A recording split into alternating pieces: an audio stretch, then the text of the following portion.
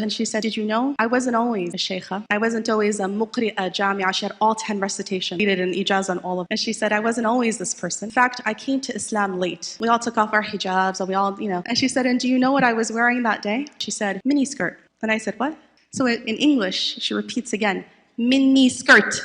And she said, I just was raised in a family that wasn't at all religious. If somebody had told me they were going to discuss the Prophet ﷺ, I would never have showed up. I was so closed off to this idea. And then she said, when the wave of feminism hit Damascus, so many of us were taken by it. And all of the people that thought themselves to be educated and more advanced, maybe socioeconomically, we all took off our hijabs and we all, And she said, I just was raised in a family that wasn't at all religious. So it's not like she took off her hijab. She just was raised in a family that wasn't religious. And I thought to myself, I can do what any man does. I'm going to study the most complicated thing. And so she chose mathematics. And she became very good at it. An incredibly brilliant woman. Very good at it that she became a professor, the only professor who was a female in her department, in a very male-oriented department. And so she said, there I am, and I wanted to affirm that I, as a woman, can do this, right, in that kind of mentality. She said one day, the girls of the college came up to me and said, we want to have, there's very few women on campus. We want to have a women's gathering, a women's talk about, being a woman on campus. So she said, yes, anything for women. So she met with them. She said, I'm very busy as a professor, but she went ahead and met with them. And so she's sitting in this circle of women, and she said, I don't know how I didn't realize what I saw later. So here we are at first, the discussion is just going on about academics and being a woman and how difficult it is and so on in education. This discussion's back in the 70s. And she said, I don't know when the conversation switched from the discussion of academics to the discussion of the Prophet Muhammad sallallahu alaihi wasallam. I don't even, because if somebody had told me they were going to discuss the Prophet sallallahu alaihi wasallam, I would never have showed up. I was so closed off to this idea. But as they were talking, as the girls were talking, she said, suddenly something hit my heart and it just opened.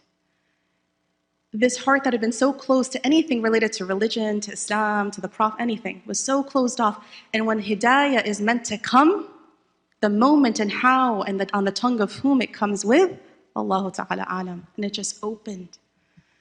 And she said, there I was, suddenly I was hit with this wave of love for the Prophet sallallahu alaihi wasallam. And I found myself listening intently. And then I realized, wait a second, this group is almost all hijabis. And she said, and do you know what I was wearing that day? And this is where the real crux of the story is. I said, what could she possibly be wearing? So she says, the whole conversation's happening in Arabic.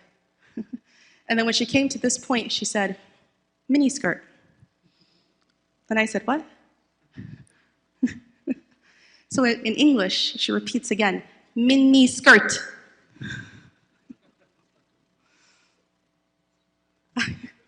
Clearly it showed on my face. I was just... And she said, ya Rania, if the woman had judged me for how I looked, I never would have entered into that room. If they judged me for just what my outside was, I never would have been invited in to study the Deen. If they had judged me and said, she's one of those women, she's one of those feminist, I don't know what woman, right? I would never have begun this journey. And there I was, fully welcomed by this group. And one thing led to another, one halaqah led to another, one teacher led to another, and that brilliance that she took to get a doctorate in mathematics at a time when no other woman had a doctorate in mathematics. Imagine putting that brilliance into the memorization of Qur'an. She became so learned in Qur'an and so accurate in all of her pronunciation that the Sheikh, the head Sheikh that we receive ijazah from, rahimahullah and rahimahullah, both of them, subhanallah, that when he would travel to go on Hajj, even though he had hundreds of students, hundreds of male students underneath him, he would choose her in his post to fill in for him, to give ijazah on his behalf when he would travel. That's how qualified she was.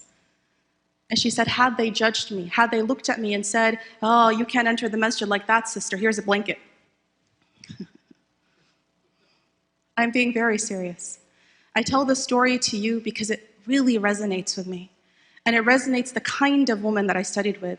And it resonates that anybody, this deen is for everybody. This deen is accessible to men and to women.